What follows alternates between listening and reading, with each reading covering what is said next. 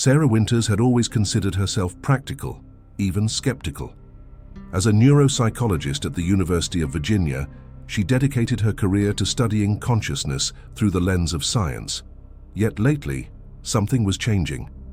It began with dreams, vivid, detailed visions that felt more like memories than fabrications of her sleeping mind. The first dream came on the autumn equinox. Sarah found herself in a dimly lit room, surrounded by strange instruments and ancient texts. Her hands, which weren't her hands but older, masculine, moved with practiced precision over a scroll covered in symbols. She could smell beeswax candles and hear the distant sound of waves crashing against stone. A name echoed in her consciousness: Elias. When she woke, Sarah felt disoriented, the sensations lingering like perfume in empty rooms. She dismissed it as an anomaly, a quirk of her overworked mind. Then the dreams continued, each more vivid than the last, revealing fragments of a life lived centuries ago in coastal New England, a life as Elias Cahill, physician and metaphysical researcher in 1830s Massachusetts. Have you considered the possibility that these aren't just dreams? Dr. Marcus Chen, her colleague in parapsychology research, suggested during their weekly lunch meeting. The university cafeteria hummed with activity around them, but Sarah hardly noticed. What else would they be, she asked, though part of her already suspected his answer. Past life memories, Marcus said simply. The veil between lives thins. Sometimes, especially when a soul is preparing for its next journey, Sarah scoffed reflexively. That's not science, Marcus. Neither was electricity until we understood it, he countered. Edgar Cayce documented thousands of cases of past life recall, many with verifiable historical details the subjects couldn't possibly have known. Sarah had read about Cayce, of course, the sleeping prophet, whose trance readings had helped countless people. She'd always considered his work interesting, but ultimately unprovable. Now she wasn't so certain. That night, in her apartment overlooking the Blue Ridge Mountains, Sarah experienced something different. Not a dream, but a waking vision. The room around her seemed to dissolve, replaced by a stone chamber. A circle of robed individuals surrounded her, their faces illuminated by flickering candlelight. One stepped forward, a woman with eyes that seemed to hold galaxies. "The transition is beginning," the woman said, her voice resonating with authority. "This is the final stage your soul passes before rebirth, the life review. You must witness and integrate before moving forward." When Sarah blinked, she was back in her apartment, heart pounding. On her coffee table lay a book she didn't recognize, a worn copy of Edgar Cayce on Reincarnation. She was certain it hadn't been there before. Opening it with trembling fingers, she found a passage underlined in faded ink. "The soul's purpose is to bring into materiality that which is of the spiritual forces. Each entity enters with a mission, bringing hope, faith, charity, understanding into the experience of those with whom it may come in contact." Below it, in handwriting that wasn't her own, "Remember who you are, Sarah. Remember why you came." The next morning, Sarah cancelled her appointments and drove to the Edgar Cayce Association for research and enlightenment in Virginia Beach.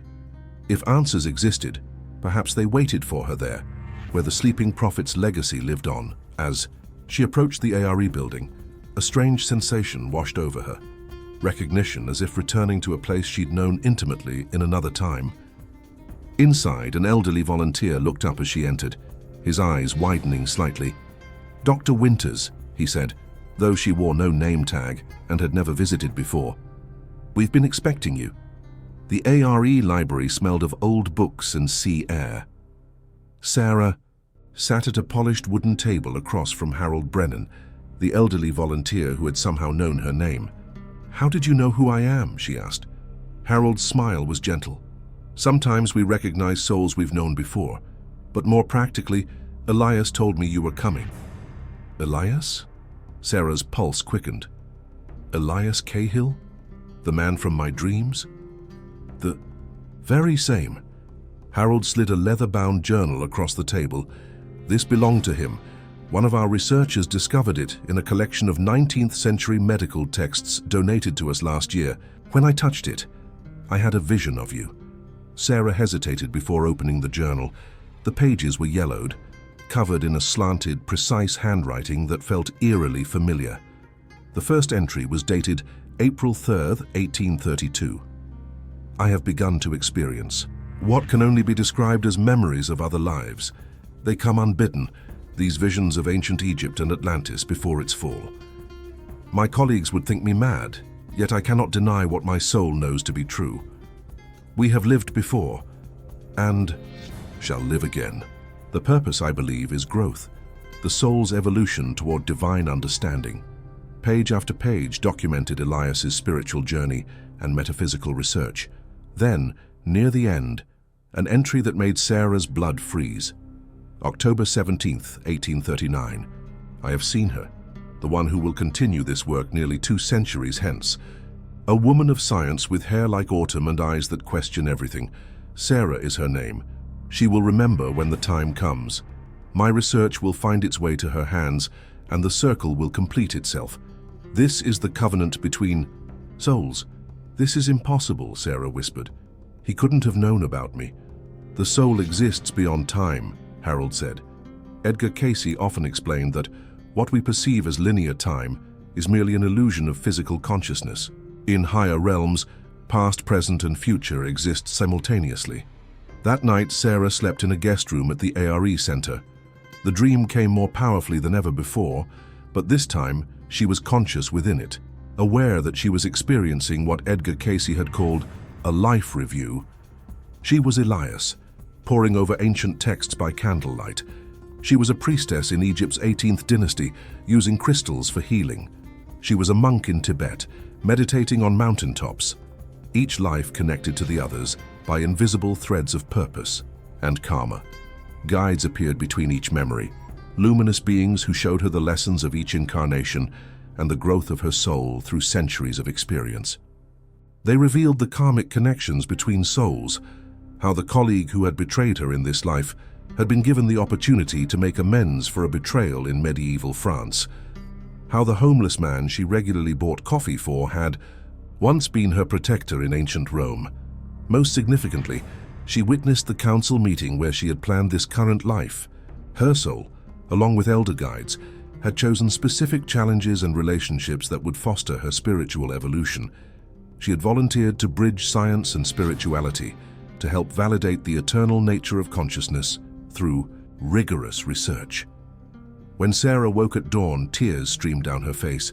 The emotional weight of thousands of years of existence pressed upon her heart, yet she felt lighter somehow, expanded beyond the limited identity she had clung to for decades. Harold found her sitting on the beach watching the sunrise over the Atlantic. "You've remembered," he said. "Not a question, but a recognition." "Not everything," Sarah replied, "but enough to understand that I have work to do." "The final stage before rebirth is integration," Harold explained, lowering himself carefully onto the sand beside her.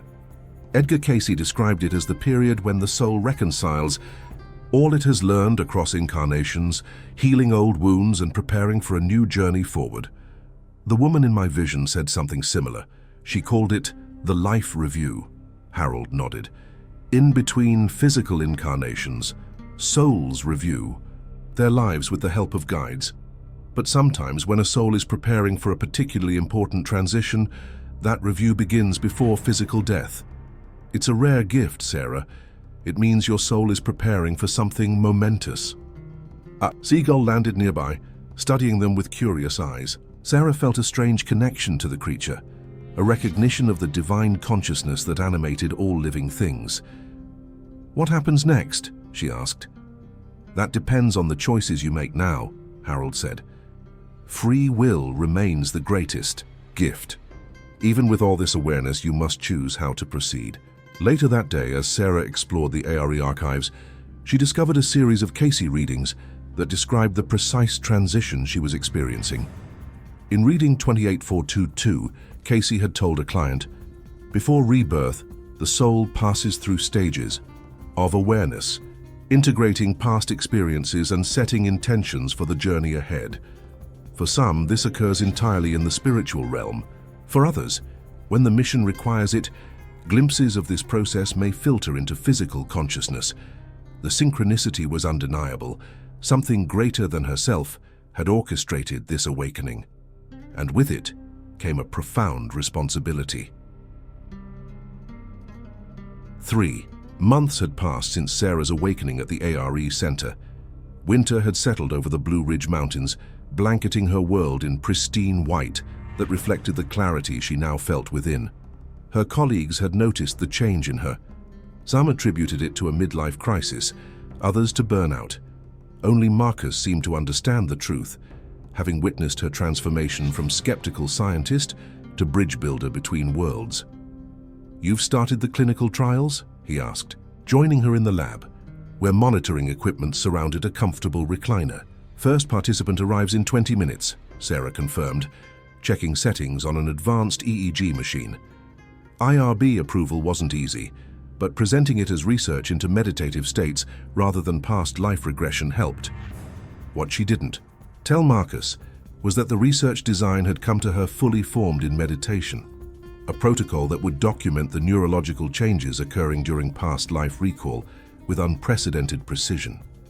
Using a combination of EEG, fMRI, and proprietary sensors she'd developed based on intuitive insights, Sarah could now map the consciousness shifts that occurred during deep spiritual experiences. The first participant was a retired English professor named Eleanor Jenkins. As Sarah applied the monitoring electrodes, she felt an immediate connection, a soul recognition that had become increasingly common in her daily interactions. "We've met before, haven't we?" Eleanor asked, confirming Sarah's intuition. "Not in this life, I mean," Sarah smiled. "I believe we have. Several times, actually." The regression proceeded with remarkable clarity. Under gentle guidance, Eleanor accessed memories of a life as a composer in 18th century Vienna, providing verifiable details about musical compositions and historical events she had no conventional way of knowing. More importantly, the neural activity recorded during these recollections showed patterns distinctly different from imagination or memory retrieval. Over the following weeks, the evidence accumulated. 28 participants, 28 unique patterns of consciousness shift that defied conventional explanation. Sarah's research was creating ripples in the scientific community. Controversy, certainly, but also genuine interest from colleagues who had previously dismissed such phenomena. One evening, as Sarah compiled data in her home office, a familiar presence filled the room. The woman from her vision materialized in a chair across from her desk, not as an apparition, but as a manifestation of pure consciousness. "You're fulfilling your soul contract admirably," the guide said, her voice resonating directly in Sarah's mind. "The integration is nearly complete."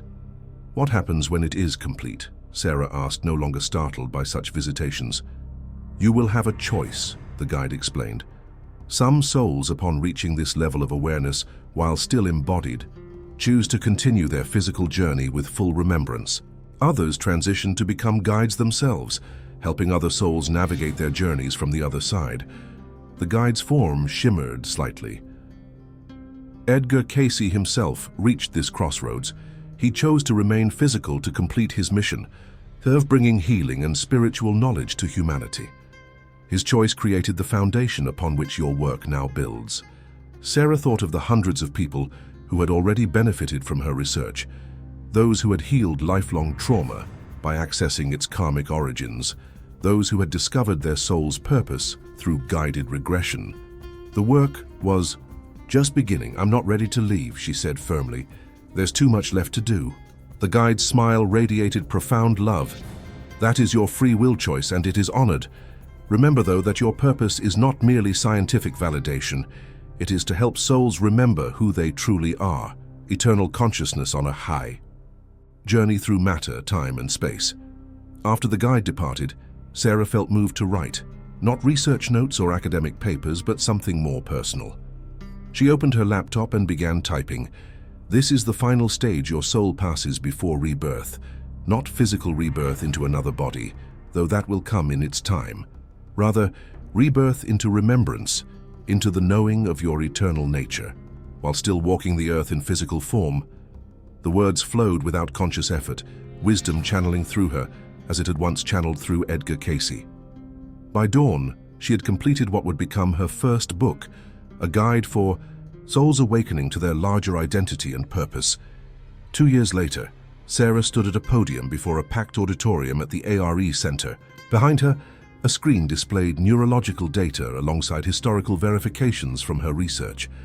The audience included scientists, spiritual seekers, and everyday people drawn to the ancient wisdom being validated through modern means.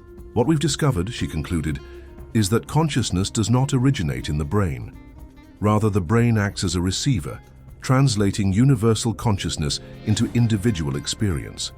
When we access past life memories, we are not creating fiction, but tuning into actual imprints stored in what Edgar Cayce called the Akashic records, the universal memory of all that was, is, and will be. After the lecture, a young woman approached Sarah, clutching a copy of her book. "Your work changed my life," she said, eyes bright with unshed tears. "I've remembered why I came here, the purpose I set for this incarnation." Sarah recognized the soul before her, one she had known in multiple lifetimes, now beginning her own awakening journey. The circle was continuing, souls helping souls in the great dance of cosmic evolution. That night, Sarah returned to the beach where her conscious integration had begun. The stars above seemed particularly brilliant, reminding her of the vast cosmos of which she was both a tiny part and an essential expression.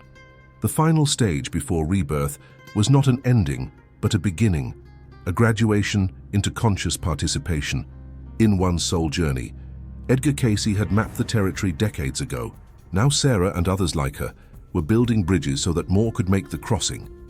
As waves lapped at the shore, Sarah felt profound gratitude for the mysterious workings of divine intelligence that had led her to this moment.